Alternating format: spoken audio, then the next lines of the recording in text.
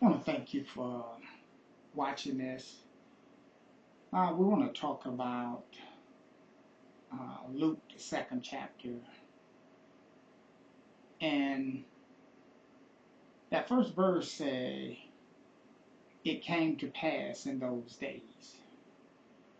What we're talking about in that first verse about it came to pass in those days, meaning the fullness of time for the Messiah to be born.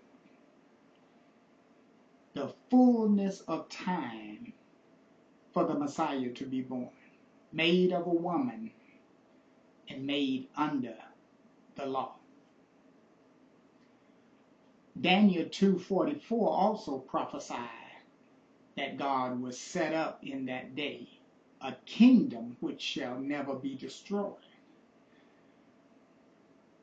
You see, Caesar Augustus, he was the fourth monarchy of the day, pushing his power and setting decrees.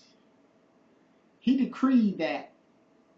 said a decree that went out to the whole world at that time, because the Romans had so much power that they began to tax the known world at this time. Also, what you'll see is Jesus, the Savior,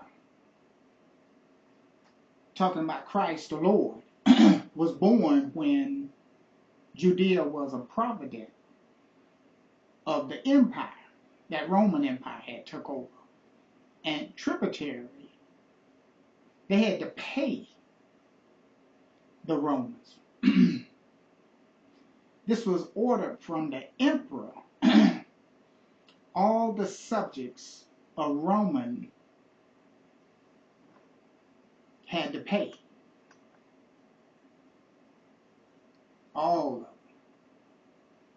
had to pay the empire tax, as appeared evidently by the Jews were taxed among the rest. When Caesar Augustus set out a decree, he put in place that decree. Everybody in that known world at that time, the earth, because he had pretty much taken over most of it.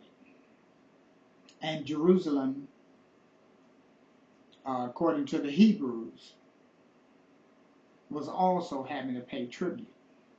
I'm talking about now, you have a God that can do anything, but because you failed to do what God tells you according to his commandments in that day and time, you went into captivity under Caesar and had to pay a tax.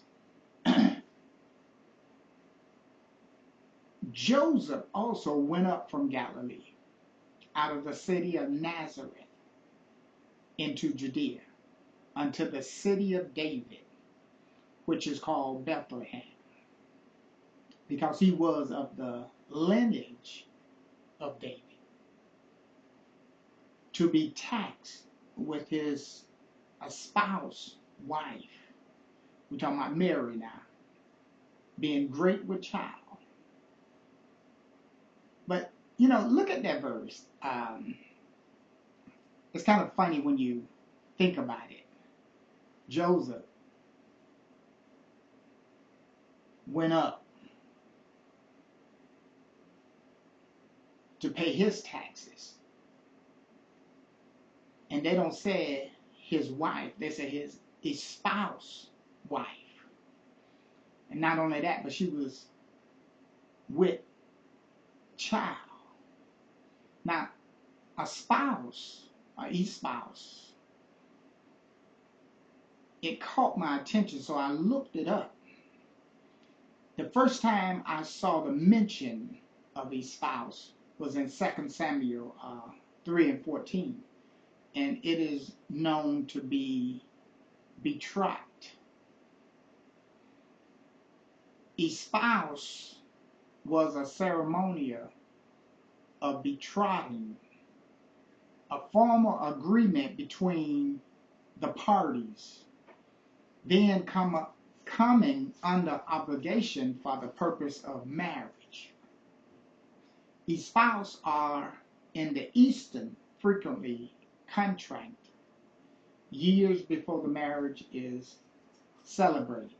So in other words, it could be a whole year that you don't put in place that you're going to marry this person. So you waiting on this person to marry you. All right, back to the story. It was implied that there was universal peace in the emperor. The temple of Janus was now shut. In other words, the gate. And what that means, which it never used to be if any war were on foot, and now it was fit for the Prince of Peace to be born, because they was having peace in that city. They had peace. We know where he was born, or when he was born in Bethlehem, which signifies the house of bread, is a proper place for him. Why? He is called the life, the bread of life.